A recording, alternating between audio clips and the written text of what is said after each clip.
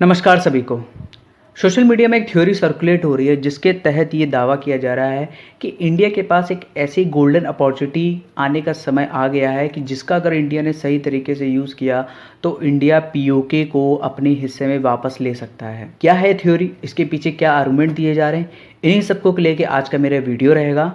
तो दोस्तों आगे बढ़ने से पहले मेरे चैनल ज्ञान पात्रा को सब्सक्राइब कर दें, लाइक करें, मैं अपने दोस्तों के बीच में शेयर करें। दोस्तों थ्योरी में आगे बढ़ने से पहले मैं चाहता हूं कि विश्व में जो इस समय कुछ घटित हो रहा है उसके बारे में अगर आपको कुछ थोड़ा बता दूं जिससे आपको थ्योरी समझने में आसानी होगी। जैसा कि आपको पता है कि पाकिस्तान कश्मीर मसले को लेके जितने भी अरब कंट्रीज हैं जो ओआईसी में हैं उन सबको चैलेंज कर रहा है कि आप कश्मीर का मसला उठाओ वरना हम अपना अलग फोरम बना के उठा सकते। तो पाकिस्तान को खुद पता है पाकिस्तान के पास अभी इतनी ताकत नहीं कि वो खुद अपने दम पे बोल पाए, तो ये उससे बुलवा रहा है टर्की, और टर्की चाहता है कि ओआईसी स्प्लिट हो जाए, ओआईसी टूट जाए। और ये टर्की क्यों कहना चाहता है? क्योंकि टर्की खुद एक न्यू इस्लामिक ब्लॉक बनाना चाहता है जो कि मेरे हिसाब से मेनली अरब वर्ल्ड से तो नहीं होगा। उस ब्लॉक में रह सकते हैं जैसे पाकिस्तान रहेगा, मलेशिया रहेगा, बांग्लादेश रहेगा, ठीक है, इंडोनेशिया रह सकता है।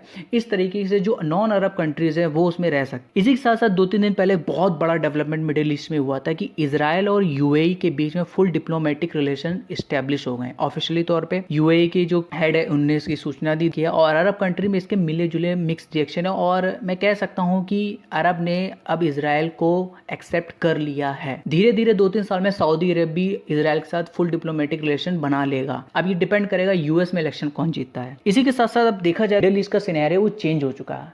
अब कह सकते हैं कि मिडिल ईस्ट एक तरह का फ्लैश पॉइंट बन चुका है, वर्ल्ड में one of the flash point है जहाँ पे कभी भी हल्की फुल्की झड़प छिड़ सकती है। लेकिन यहाँ पे अगर कोई हल्की फुल्की युद्ध या झड़प होती है तो उसको कंट्रोल नहीं किया जा सकता, क्योंकि यहाँ पे कुछ भी होता है तो वो बहुत दूर तक फैलता है। आईएसआईएस इसका एग्जाम्पल आप देख सकते, कह सकते हैं मिडिल ईस्ट एक तरह का ऐसा फ्लैश पॉइंट, अगर यहाँ पे कुछ होता है वो बहुत सालों तक चलेगा। तो उस थ्योरी के हिसाब से जो अरब कंट्री है, अरब वर्ल्ड में मिडिल ईस्ट में ऐसा कोई फ्लैश पॉइंट नहीं होने वाला। तो ये फ्लैश पॉइंट कहाँ पे हो सकता है? वो दोस्तों हो सकता है पीओके में। इस थ्योरी के हिसाब से अभी जो रिसेंट में इंडिया चाइना के बीच में जो गलवान में जो इंसिडेंट हुआ, जो चाइना ने एडवेंचर करने की कोशिश की, उसके तहत चाइना के बहुत सारे पीएलए के पीपल लिबरेशन आर्मी के जो सोल्जर मारे गए, इंडिया के भी 20 मारे गए, लेकिन पीएलए के बहुत ज़्यादा मारे गए। अब तो चाइना का भी न्यूज़ मीडिया आउटलेट भी मान रहे हैं। उसके साथ साथ पूरे जो वर्ल्ड की जो वेस्टर्न कंट्रीज है उन्होंने इंडिया को पूरा बैक किया हुआ है, उनके पीछे साथ खड़े हो गए हैं। यूएस के माइक पॉम्पियो ने तो यहाँ तक बोला कि ये हमारा पर्ल हार्बर वाला मूवमेंट है। उसी के साथ साथ यूएस ने अपनी यूरोप में जितनी भी फ्लीट थी उसको साउथ चाइना सी और इंडियन ओशन में ला के रख दिया है, चाइना का जो थ्रेट है उसको देखते हुए। और अभी कुछ दिनों पहले एक न्यूज़ आई थी कि जो यूएस के B-2 बॉम्बर जेट हैं उनको भी डियोगे गार्सियो जो इंडियन ओशन में एक यूएस नेवी का बेस है वहाँ पे उनकी तैनाती कर दी गई है। तो इतने एग्रेसिव मोड में प्रिपरेशन करना, और इंडिया में आप आए दिन न्यूज़ सुन ही रहे होंगे जैसे कि राफेल अभी हाल फिलहाल में लिए गए हैं, जो T-90 टैंक है उसको काकाकोरम पास में दौलत बेग ओल्डी में तैनात कर दिया गया। 4000 की जो रेजिमेंट है उसको भी तैनात कर दिया गया है। हथियार खरीदने का जो प्रोसेस उसको भी बहुत स्पीड अप कर दिया गया। इसी के साथ साथ एक न्यूज़ और भी आई थी कि जो रशिया है, रशिया ने S-400 की जो सेकंड डिलीवरी थी उसको चाइना को देने की मना कर दी एस्पियोनाज जासूसी के आरोप में। और इंडिया प्रेशर बना रहा है कि जो S-400 की डिलीवरी है जो कि दिसंबर 2021 में 2021 में तय है वो इसी साल लेना चाहता है। चाइना कभी भी कुछ ऐसा एडवेंचर दोबारा कर सकता है जिससे इंडिया को बहुत नुकसान भी हो सकता है, इसलिए इंडिया अब पूरी तरीके से सारे मेजर्स को फॉलो कर रहा है। अब हम लोग आते हैं उस थ्योरी को लेके। जैसे कि पता है आपको कि इंडिया में भी मैंने आपको बताया इंडिया में क्या हो रहा है, एक फ्लैश पॉइंट इंडिया का पीओके है और कश्मीर रीजन है पूरा। दूसरा फ्लैश पॉइंट इस मिडिल ईस्ट बन चुका है। अब इस कोरोना हिट होने के बाद पूरे वर्ल्ड में, स्पेशली मैं अमेरिका की बात करूँगा, तो अमेरिका में कोरोना से पहले डोनाल्ड ट्रंप की जो पोजीशन थी वो ऐसी थी कि डोनाल्ड ट्रंप को सब मान रहे थे कि रिपब्लिकन जो के उम्मीदवार है डोनाल्ड ट्रंप उनको हरा नहीं सकते। लेकिन कोरोना आने के बाद 1.5 लाख तक अमेरिकी मारे जा चुके हैं वहाँ पे। ब्लैक लाइफ मैटर्स का अलग से मुद्दा चल रहा है। इन सब को देखते हुए डोनाल्ड ट्रंप की पॉपुलैरिटी कम हुई है और जो बिडेन अब उस पोजीशन में आ गए हैं जो ट्रंप को बहुत हद तक टक्कर दे रहे हैं। कहा जा रहा है, ये थ्योरी है लेकिन मैं ये नहीं कह रहा हूँ, ये सच हो सकता है।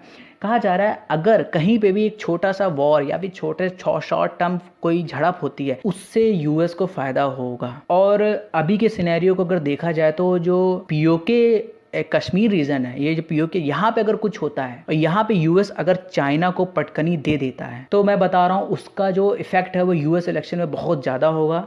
और वहाँ की पब्लिक एक तरीके से जो पब्लिक में जहाँ एंटी चाइना सेंटिमेंट उसका यूज करके वहाँ के प्रेसिडेंट डोनाल्ड ट्रंप इलेक्शन जीत सकते। तो इस थ्योरी में कहा जा रहा है अगर यहाँ पे India just before US election से पहले एक गोल्डन अपॉर्चुनिटी विंडो है, अगर यहाँ पे इंडिया पीओके लेने की कोशिश करता है, मैं कहता हूँ पीओके लेना ही चाहिए। तो इस थ्योरी के हिसाब से यूएस बैक करेगा, वेस्टर्न अलाइज भी आपको बैक करेंगे और बहुत हद तक चांसेस हैं आप पीओके बिना किसी ज़्यादा खून खराबा के ले लेंगे। और यूएस इंडिया को सहायता करेगा। यूएस इसलिए सहायता करेगा कि जो सीपेक है वो रास्ता पीओके से ही होते हुए गया है। अगर सीपेक बर्बाद हो गया तो जितना चाइना ने यूएस को नुकसान किया उससे डबल चाइना को नुकसान हो जाएगा। और इसमें यूएस लगा भी हुआ है क्योंकि यूएस हर हाल में चाहेगा और डोनाल्ड ट्रंप हाल में चाहेंगे जो उनका जो घाटा कोरोना ने किया है, जो उनकी पॉपुलैरिटी कम हुई और जो उन्होंने 4 साल में, मेरे हिसाब से तो यूएस में उन्होंने इकोनॉमी बहुत सही कर ली थी, लेकिन जो दोबारा उसी 4 साल पहले वाली पोजीशन पे ला दिए हैं, तो इन सब का बदला लेने का इससे अच्छा मौका कोई नहीं हो सकता है। तो देखा जाए तो ले दे के इस थ्योरी के में यही आर्गुमेंट है कि मिडिल ईस्ट में जितने भी ये सिनेरियो हो रहे हैं तो वहाँ पे फ्लैश पॉइंट होने के साथ साथ भी यूएस वहाँ चाहेगा ना कि वहाँ पे कोई एडवेंचर हो, लेकिन यहाँ पे इंडिया इटसेल्फ अपने आप में इतना ताकतवर है कि यहाँ पे कुछ इवेंट अगर एडवेंचर होता है तो उसको काबू कर सकता है। और वही चाइना, अब पाकिस्तान की रही बात, उसको कंट्रोल करने के लिए यूएस, सऊदी अरेबिया इटसेल्फ काफ़ी है। तो फाइनली इन दी एंड अगर यहाँ पे इंडिया पीओके को लेने के लिए एक छोटी सी लड़ाई लड़ता है तो ये एक बहुत ही अच्छी स्टेप साबित हो। जो थ्योरी भी कह रही है, जो थ्योरी सर्कुलेट हो रही है, उसके हिसाब से ये बहुत ही बड़ी गोल्डन अपॉर्चुनिटी इंडिया को मिल जाएगी, जिसके साथ जो 1947 आज़ाद होने के समय नेहरू ने जो गलती की थी पीओके को पाकिस्तान को देने से, वो गलती को वापस सही किया जाएगा, जैसा कि लास्ट ईयर मोदी जी ने 370 को हटा के किया। क्योंकि अगर आपने पीओके को अपने अंडर में ले लिया तो दोस्तों मैं सही बता रहा हूँ, चाइना की कमर टूट जाएगी, जो सीपेक है वो पूरा खत्म हो जाएगा और चाइना को इससे बड़ा लॉस कहीं नहीं होने वाला। तो दोस्तों यही है आज की थ्योरी, उम्मीद है आपको समझ में आया होगा। आप कमेंट बॉक्स में इस थ्योरी के आगे आपको थ्योरी अगर कुछ में सही नहीं लग रहा, पॉइंट सही नहीं लग रहा, इसके अगेंस्ट में आप फ्री हैं कमेंट्स में बॉक्स में लिखने के लिए और मैं उसका आंसर देने के लिए आपको कोशिश करूंगा। तब तक के लिए गुड बाय। और मैं पुनः बोलूंगा मेरे चैनल ज्ञान पात्र को सब्सक्राइब करें, लाइक करें व अपने दोस्तों के बीच में शेयर करें।